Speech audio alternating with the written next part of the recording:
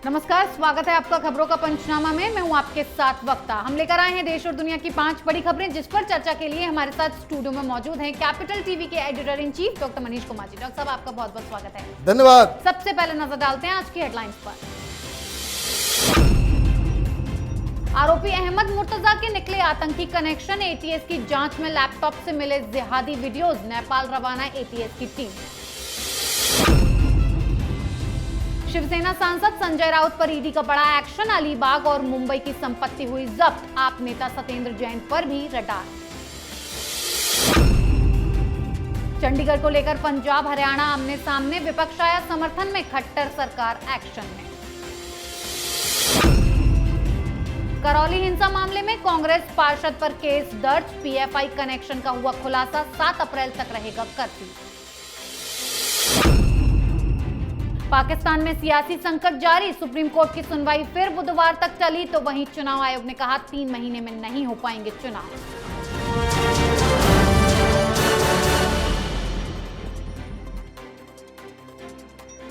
आज की सबसे पहली खबर गोरखनाथ मंदिर पर हमले के आतंकी की। गोरखनाथ मंदिर पर हमला करने वाले हमलावर मुर्तजा अहमद अब्बासी के मोबाइल और लैपटॉप से कई अहम सुराग एटीएस के हाथ लगे हैं। एडीजी लॉ एंड ऑर्डर की प्रेस कॉन्फ्रेंस में इस घटना को आतंकी घटना होने का इशारा किया गया। अब तक की जांच में एटीएस की टीम को मुर्तजा के बैग से लैपटॉप, पैन कार्ड और अन्य सामानों के साथ एक किताब भी मिली है। उसके मोबाइल का डेटा खंगालने पर पता चला कि वो अक्सर जाकिर नायक का वीडियोस देखता था, इसीलिए एटीएस की टीम हमलावर का आतंकी कनेक्शन तलाशने नेपाल गई है। डॉक्टर साहब, तो ये साफ हो गया है कि हमेशा की तरह ये भी एक साजिश, आतंकी साजिश है।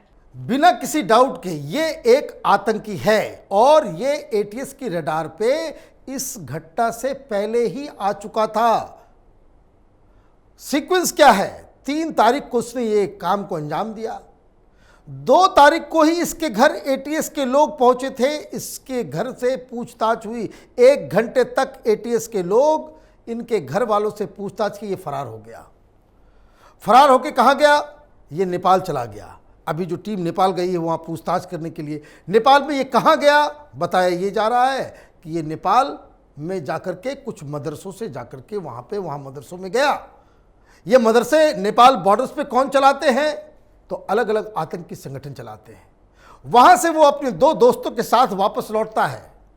महाराजगंज होते हुए सिद्धार्थनगर के पास वो उस हथियार को खरीदता है और उसे 2 लोग लेकर के आते हैं गोरखनाथ मंदिर के पास, जहां से वो इस कार्रवाई को अंजाम देता है। अब वो जो 2 लोग हैं उसमें से जो एक पकड़ा गया है उसका नाम महताब बताया जा रहा है। वो क्या है? वो दरअसल रिक्रूटर है आतंकियों का। किस संगठन के लिए? अंसार गजवतुल हिंद।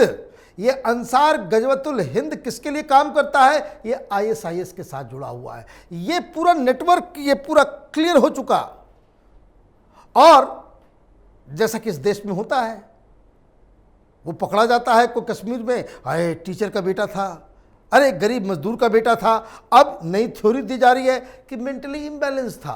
फादर इसके वकील हैं, चाचा इसके डॉक्टर हैं और ये लोग अच्छी तरीके से जानते हैं कानूनी दांव पेच को कि किस तरीके से इसे बचाया जा सकता है। तो ये एक बहुत ही प्लान्ड अटैक करने की कोशिश की गई और वो इसलिए, अगर वो पागल होता तो हथियार लेकर के नहीं घुस गया होता।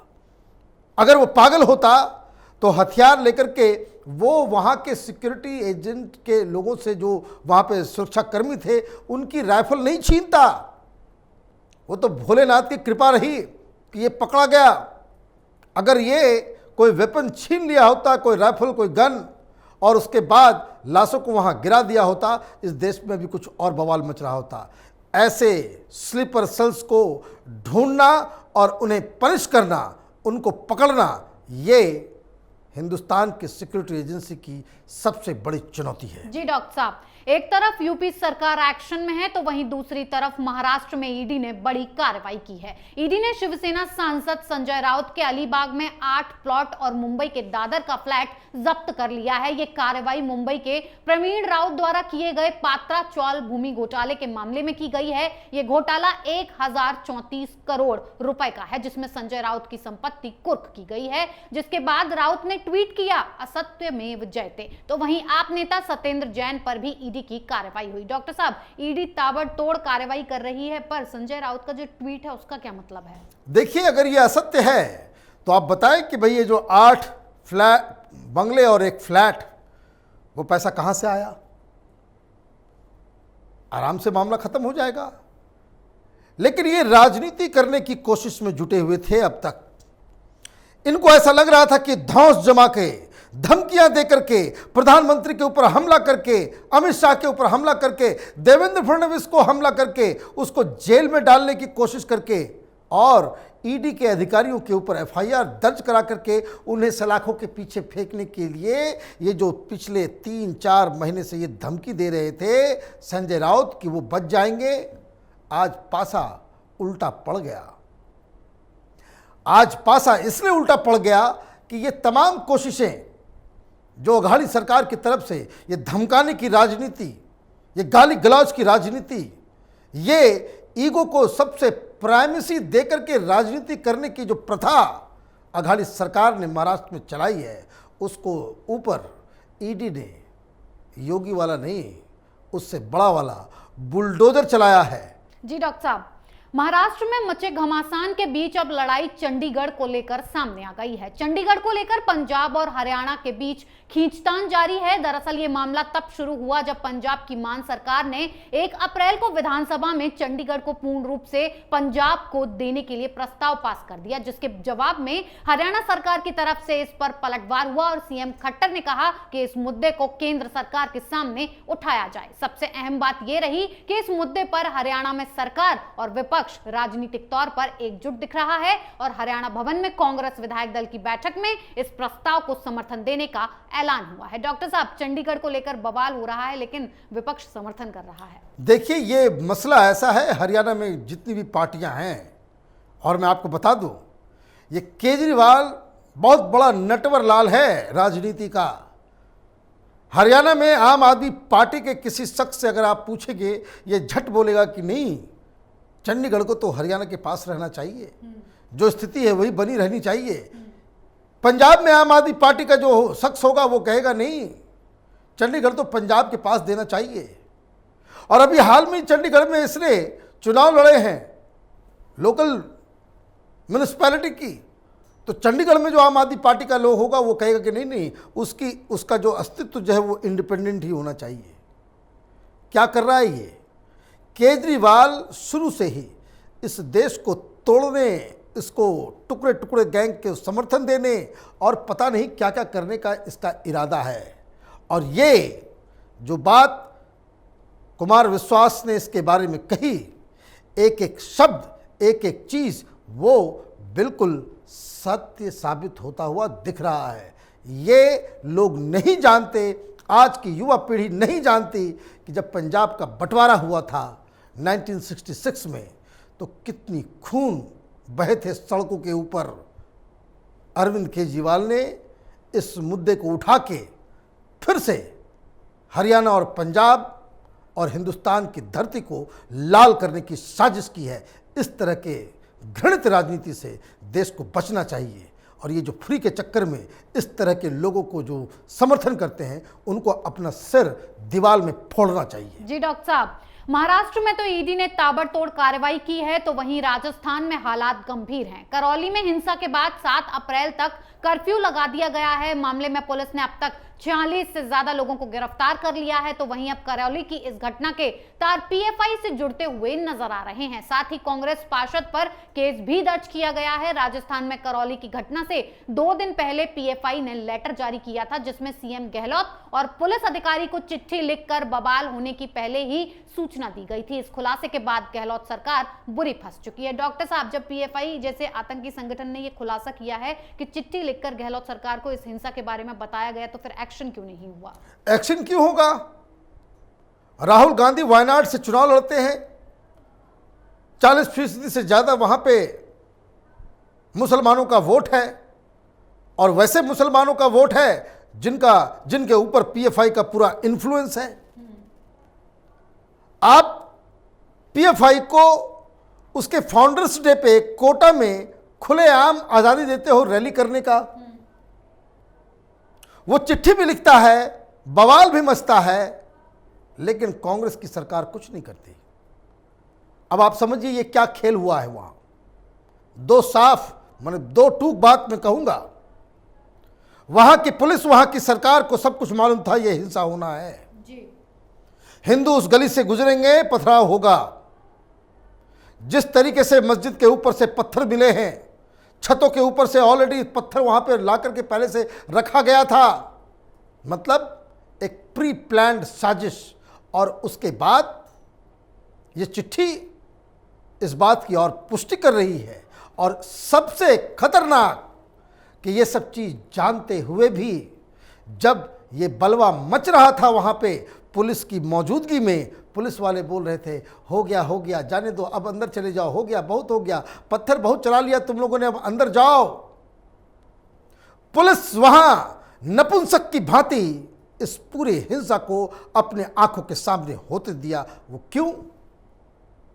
पुलिस वाले को तो इसका मतलब साफ साफ आदेश आया हुआ था कि जो मुसलमान गुंडे कुछ भी करें, किसी को गिरफ्तार मत करना। और इस साजिश में एक कांग्रेस पार्टी का पार्षद, जैसे दिल्ली में जब दंगा हुआ, कैसे आम आदमी पार्टी का वो ताहिर हुसैन पार्षद पूरी तरह से इन्वॉल्व था उसमें, उसी तरीके से वहां कांग्रेस पार्टी का एक मुस्लिम पार्षद, उसका नाम आ रहा है, गिरफ्तारी नहीं हुई है। सरकार को क्या है, मुस्लिम वोट लेना है तो आपने अलाउ कर दिया, पत्थर वत्थर मार दिया, अब उसके बाद वो चले गए, कर्फ्यू लगा दिया, सब कुछ नॉर्मल, सब कुछ ठीक। इलाके में मुसलमानों की दहशत बनी रहे, हिंदू दुबका हुआ रहे, सब खुश, इनकी राजनीति चकाचक। यही राजस्थान में हो रहा है। जी डॉक्टर साहब, पाकिस्तान में सियासी संकट कम होगा या नहीं ये कहना मुश्किल है, लेकिन फिलहाल कोर्ट ने अविश्वास प्रस्ताव खारिज होने के मामले की सुनवाई बुधवार तक टाल दी है। यानी कि अभी भी पाकिस्तान का भविष्य अधर में लटका हुआ है। साथ ही कोर्ट ने संसद में हुए पूरे ड्रामे की रिकॉर्डिंग भी मांगी। हर तरफ से इमरान सरकार घिरी हुई है। चुनाव आयोग ने भी साफ कर दिया कि चुनाव 90 दिन में नहीं बल्कि 6 महीने में हो सकेंगे। डॉक्टर साहब, पाकिस्तान का भविष्य समझ में नहीं आ रहा है। पाकिस्तान का भविष्य पाकिस्तान के लोग को ही समझ में नहीं आ रहा है, दुनिया क्या समझेगी?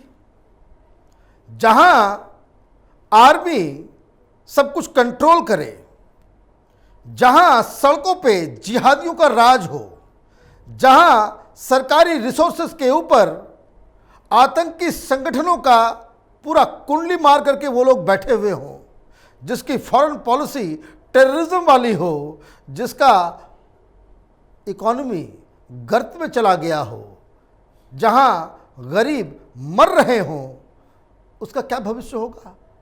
लेकिन जहां तक ये पॉलिटिकल उठापटक जो चल रहा है, आज झटका लग गया किसको? इमरान खान को। अब ये मसला जो है वो अभी 1-2 दिन के अंदर में सॉल्व नहीं होने वाला है। कॉन्स्टिट्यूशनल क्राइसिस है, मसला सुप्रीम कोर्ट में है, बड़ा सा बेंच बनाया गया है, तो डिस्कशन में तो टाइम लगेगा। कॉन्स्टिट्यूशनल क्लैरिटी, कॉन्स्टिट्यूशनल सवाल जो होते हैं उसमें सुप्रीम कोर्ट हड़बड़ी नहीं कर सकती, वो इम्पेशेंट नहीं हो सकती। लेकिन इमरान खान को इम्पेशेंट होना वो ज़रूरी है, क्योंकि अब तो वो प्रधानमंत्री नहीं रहे, वो डिसॉल्व कर चुके, उन्होंने अपने मंत्रिमंडल को भी भंग कर दिया।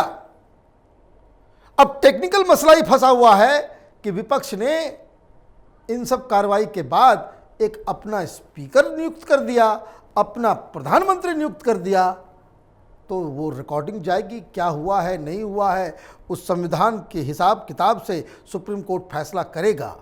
लेकिन ये जो बीच में पाकिस्तान का इलेक्शन कमीशन की जो एंट्री हुई है, वो टेंशन देने वाली है। किसके लिए? इमरान खान के लिए। अब वहाँ होगा ये कि अगर 3 महीने में इलेक्शन करवाना है तो वहाँ सुप्रीम कोर्ट कह सकता है कि चलो भाई ये सब गलती इसकी भी है, गलती उसकी भी है, चलो इलेक्शन करवा लें। अब इलेक्शन कमीशन कह रहा है कि हम तो 6 महीने से पहले कर नहीं सकते, अब जो करना है कर लो। तो ऐसे में तो कोई सरकार बनानी पड़ेगी जी। ये इस्तीफा दे चुके हैं। सुप्रीम कोर्ट क्या कर सकता है? सुप्रीम कोर्ट के पास एक ऑप्शन ये हो सकता है कि भाई आप लोग फिर से अंदर जाएं, वोटिंग कराएं, जो इमरान खान नहीं कराना चाहते। वोटिंग कराने के बाद अगर आपकी सरकार बच जाती है तो ठीक है, नहीं तो दूसरा जो विपक्ष है वो सरकार बनाए, 6 महीने तक वो सरकार चले। जब इलेक्शन कमीशन रेडी हो जाए कि हम चुनाव कर सकते हैं, तो यही एक बीच का रास्ता दिख रहा है।